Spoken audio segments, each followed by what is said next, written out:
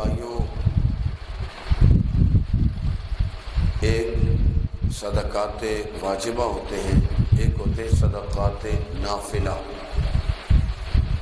صدقات واجبہ یعنی جس طرح صاحب نصاب پر زکوٰۃ فرض ہے، اسی طرح صاحب نصاب پر صدقہ فطر واجب ہے۔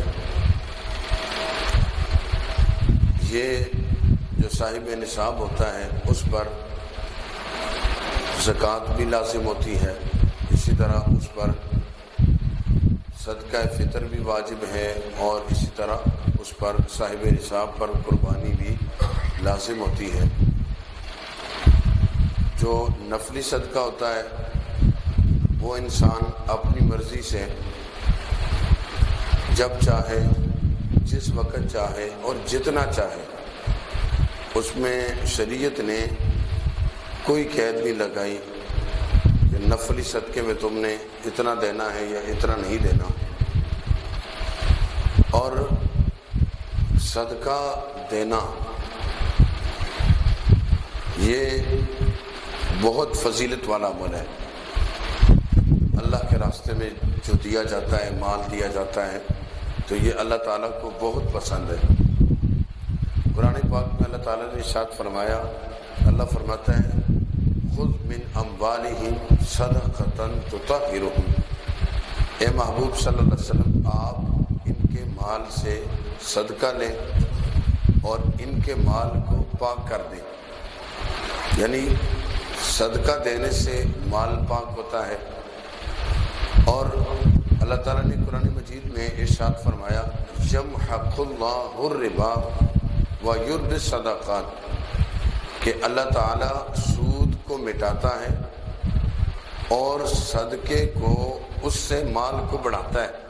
یعنی اللہ تعالیٰ نے، یعنی دیکھو نا کہ جو آدمی یمحق اللہ الربا ویربی الصدقات، اللہ فرماتا ہے کہ اللہ تعالیٰ سود کو مٹاتا ہے، اور جو اللہ کے راستے میں مال خرچ کرتا ہے اللہ اس کے مال کو بڑھاتا ہے۔ اس کا مال بڑھتا ہے، کم نہیں ہوتا، اس کے مال میں اضافہ ہوتا ہے، مال بھی بڑھتا ہے، اس کے نیک اعمال میں بھی اضافہ ہوتا ہے۔ اور جو لوگ صدقہ دے کر اس کو جتلاتے ہیں تو اس کے بارے میں اللہ تعالیٰ نے فرمایا کہ وہ اپنے صدقے کو ضائع کر رہے ہیں۔ اللہ فرماتے ہیں قول معروف خیر من صدقۃ یتبعها اذی، فرمایا کہ جو لوگ اپنے یعنی صدقہ دے کر جتلاتے ہیں وہ اپنے مال کو ضائع کر رہے ہیں، اس سے تو وہ لوگ اچھے ہیں جو صدقہ تو اگرچہ نہیں کر سکتے لیکن کسی کو تکلیف تو نہیں پہنچاتے۔ تو اس لیے اگر صدقہ کیا جائے تو صرف اور صرف اللہ کی رضا کے لیے، کسی پہ احسان نہیں۔ احسان جتلانے والے کے مال کو اللہ اس عمل کو ضائع کر دیتا ہے۔ لہذا اگر کسی نے کوئی نیکی کی ہے صدقے کی صورت میں تو وہ صرف اور صرف اس کے پیش نظر اللہ کی رضا ہونی چاہیے، کسی پہ احسان نہیں ہے۔ احسان تو اس کا ہے جس نے اس کا صدقہ لیا ہے، اس کے صدقہ لینے سے اللہ نے اس کو عذابوں سے بچایا ہوا ہے۔ اور نبی پاک صلی اللہ علیہ وسلم نے ارشاد فرمایا کہ اللہ تعالیٰ نے زمین کو پیدا کیا تو زمین کانپ رہی تھی، ٹھہر نہیں رہی تھی۔ پھر اللہ تعالیٰ نے زمین میں پہاڑوں کو پیدا کیا تو پہاڑوں کی سختی کو فرشتوں نے دیکھ کر کہا اے اللہ، کیا ایسی بھی کوئی چیز ہے جو ان پہاڑوں سے بھی سخت ہو؟ تو اللہ تعالیٰ نے فرمایا ہاں، اللہ تعالیٰ نے فرمایا لوہا پہاڑوں سے بھی زیادہ سخت ہے۔ پھر فرشتوں نے عرض کیا تیری مخلوق میں سے ایسی بھی کوئی چیز ہے جو لوہے سے بھی زیادہ سخت ہو؟ تو اللہ نے فرمایا کہ آگ۔ پھر فرشتوں نے عرض کیا یا اللہ، کیا ایسی بھی کوئی چیز تیری مخلوق میں ہے کہ جو آگ سے بھی زیادہ سخت ہو؟ تو اللہ تعالیٰ نے فرمایا پانی، جو آگ کو بھی بجھا دیتا ہے۔ پھر اللہ فرشتوں نے پوچھا یا اللہ، کیا پانی سے بھی کوئی زیادہ سخت ہے؟ تو اللہ تعالیٰ نے فرمایا ہوا، جو پانی کو کہاں سے کہاں پہنچا دیتی ہے۔ پھر فرشتوں نے عرض کیا یا اللہ، کیا ایسی بھی تیری مخلوق میں جو چیز ہو کہ جو پانی سے بھی ہوا سے بھی زیادہ سخت ہو؟ تو اللہ نے فرمایا جو وہ ہے وہ صدقہ، فرمایا جو آدمی خفیہ طور پہ دیتا ہے، دائیں سے دیتا ہے بائیں کو خبر بھی نہیں ہوتی، تو فرمایا اس سے، یعنی کہ وہ ایسی صدقہ ایک ایسی چیز ہے جو ہر مصیبت کو، ہر پریشانی کو ٹال دیتا ہے۔ یعنی صدقہ ہوا سے، لوہے سے، یعنی آگ سے، ان سے سب سے زیادہ مضبوط ہے۔ کس اعتبار سے؟ فرمایا کہ جب جو آدمی صدقہ دیتا ہے وہ ہر مصیبت اور ہر بلا سے بچ جاتا ہے۔ اور نبی پاک صلی اللہ علیہ وسلم نے فرمایا کہ جو آدمی صدقہ کرتا ہے، فرمایا صدقہ اللہ کے غضب کو ٹھنڈا کرتا ہے، اور جو فوت شدہ کی طرف سے دیتا ہے تو اللہ تعالیٰ اس سے عذابوں کو دور کر دیتا ہے۔ یعنی ایک آدمی اپنے فوت شدگان کی جانب سے صدقہ کرتا ہے تو اللہ تعالیٰ ان سے عذابوں کو دور کر دیتا ہے، ان کی سختیوں کو دور کر دیتا ہے۔ بات یہ کروں کہ انسان اللہ کے راستے میں دے تو اس کے پیش نظر صرف اور صرف اللہ کی رضا ہو، کسی پر احسان نہ ہو۔ احسان سے انسان احسان یعنی دے کر وہ اس کو جتلانا شروع کر دیتے لوگ، اور جی ہم نے فلاں کی مدد کی، تو جب یہ جتلا دیا تو تم نے اپنے صدقے کو ضائع کر دیا، تم نے اب اللہ کے لیے کیا۔ اب اس احسان کا بدلہ بندے نے نہیں دینا، اس نیکی کا اجر میرے رب نے دینا۔ تو پھر احسان کیا ہے؟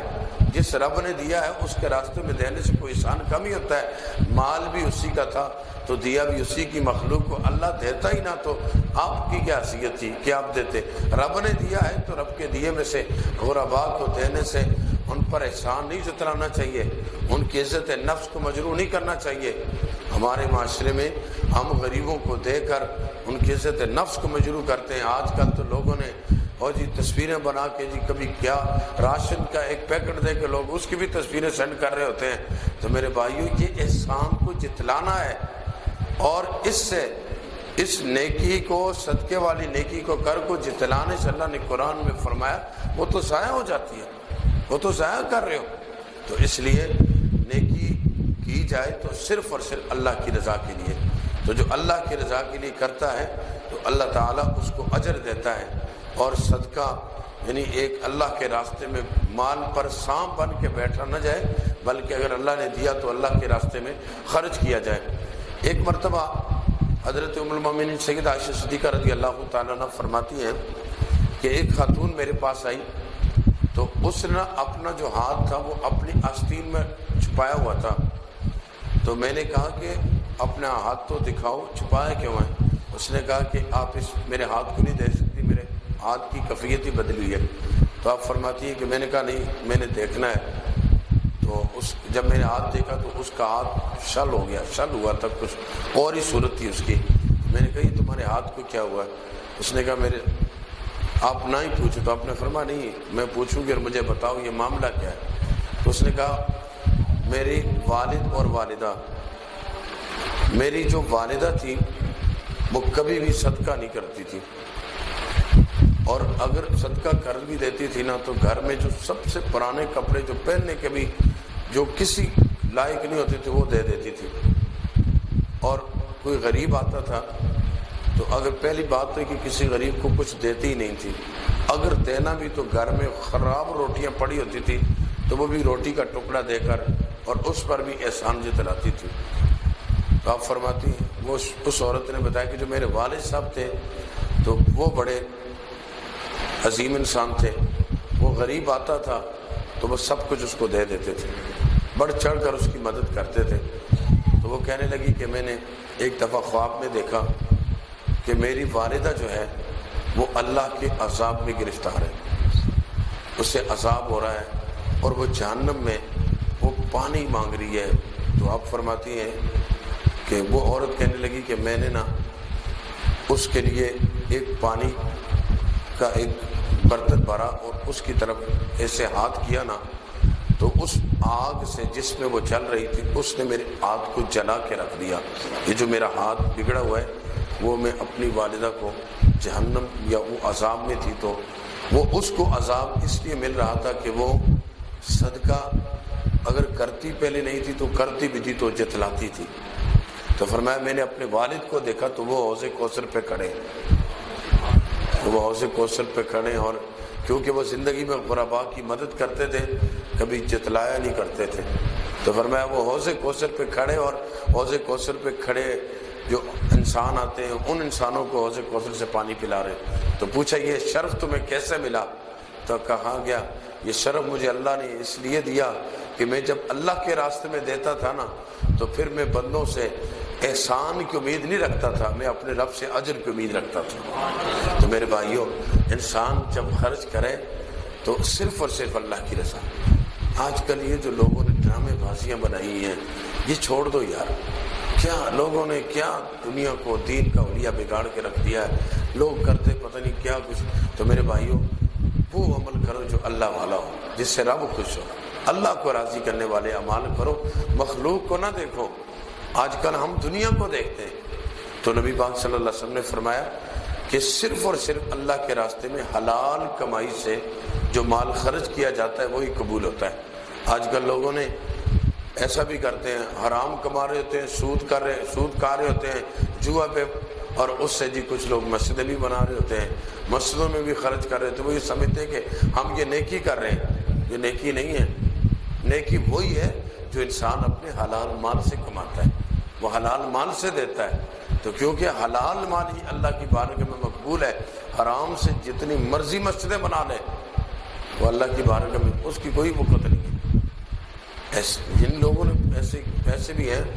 ایک دفعہ کی بات ہے کہ ایک شخص نا وہ مسجد میں آ گیا، مجھے کہنے لگا کہ جی آپ سنیں کہ آپ کی مسجد میں بجلی کا بل کافی آتا ہے، تو میرا دل چاہتا ہے کہ میں آپ کی مسجد کے یعنی کہ ایسی چلے یا بجلی آئے تو اس کا بل میں دوں گا. اب مجھے اس کے بارے میں پتہ تھا کہ یہ شخص نا جوا کرواتا ہے. تو میں نے کہا ایسا نہیں ہو سکتا. حالانکہ انتظامیہ کو نہیں پتہ، لیکن کیونکہ انتظامیہ کا کوئی مسئلہ نہیں ہے تو ہمارا مسئلہ ہے نا. انتظامیہ کو کیا لگی؟ انتظامیہ نے تو نظام چلانا ہے، ان کو کوئی حلال دے یا حرام دے. لیکن یہ تو امام کی ذمہ داری ہوتی ہے نا کیا بتائے کہ حلال حلال ہے، حرام حرام ہے. ہاں، یہ نہیں کہ پیسے دیکھ کے بندہ ایمان بیچ دے. ایمان ہوتا ہے، ایمان کی کوئی قیمت نہیں ہوتی. ہاں، ایمان مضبوط ہونا چاہیے. پیسہ کیا چیز ہے؟ پیسہ آج بندہ مر جائے تو پیسے نے کام آنا ہے، اپنے اعمال نے کام آنا ہے. تو میں نے کہا بابا جی میں لوگوں سے مانگ کے اللہ کے گھر کا خرچہ، اللہ کے گھر کے بجلی کا بل تو دے دوں گا، لیکن حرام مال مسجد میں نہیں لگنے دوں گا. تو یعنی کہ اب ایسے بھی لوگ ہیں جو کئی مسجدوں کی بجلیوں کے بل دیتے ہیں اور مسجدوں میں تنخواہیں دیتے ہیں، لیکن ان کا پیسہ حرام کا ہے. اور وہ مولوی صاحبان جو ہیں وہ کہتے ہیں میں پیسہ آ رہا ہے، بس ان سے کیا غرض ہے؟ کیونکہ آج کل کے مولویوں نے بھی تو دین کا اولیاء بگاڑ کے رکھ دیا ہے. تو میرے بھائیوں، مال حلال ہوگا، سب سے پہلے شرط ہے حلال ہونا. اور حلال مال اللہ کے راستے میں دیا جائے گا تو وہ بھی دینے کے بعد بھی دینے والے کی نیت بھی خالصتاً اللہ والی ہو، یعنی اللہ کی رضا ہو. اور پھر دینے کے بعد دنیا کو کوئی احسان نہ ہو، پھر اللہ تعالیٰ اس پر اجر دیتا ہے. پھر اس پر وہ میں نے ابھی حدیث سنائی کہ وہ پھر حوض کوثر پر بھی اس کو یہ مقام ملتا ہے. لیکن وہ کس کو ملتا ہے؟ جو اللہ کی رضا کے لیے دیتا ہے، جس کا مال بھی حلال ہوتا ہے اور نیت بھی اللہ والی ہوتی ہے، اللہ کی رضا ہوتی ہے. تو پھر اللہ تعالیٰ اس سے قبول فرماتا ہے. اللہ تعالیٰ ہمیں اخلاص دے. یعنی آج کل اخلاص نہیں رہا، دنیا نے دکھلاوے کو اپنا لیا ہے. اللہ تعالیٰ ہمیں دکھلاوے سے، ریاکاری سے بچائے. اور میرے آقا کریم صلی اللہ علیہ وسلم نے اپنی امت کے بارے میں فرمایا، مجھے اللہ کی قسم اٹھا کے میرے آقا نے فرمایا مجھے یہ خوف ہی نہیں ہے کہ میرے بعد تم شرک کرو گے، ہاں مجھے اس بات کا خوف ہے کہ تمہارے اندر دنیا آ جائے گی، دنیا کی محبت آ جائے گی، ریاکاری آ جائے گی. تو میرے آقا کو اس بات کا خوف تھا کہ میری امت ریاکاری کرے گی.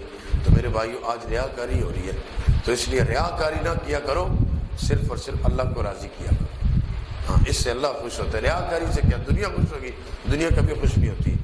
اللہ کو راضی کرو. اللہ تعالیٰ ہم سے راضی ہو. اللہ تعالیٰ ہمیں وہ کام کرنے کی توفیق عطا فرمائے جس سے ہمارا رب راضی ہوتا ہے. ریاکاری اور دکھلاوے سے اللہ تعالیٰ ہم سب کو بچائے. آخر دعوانا الحمدللہ.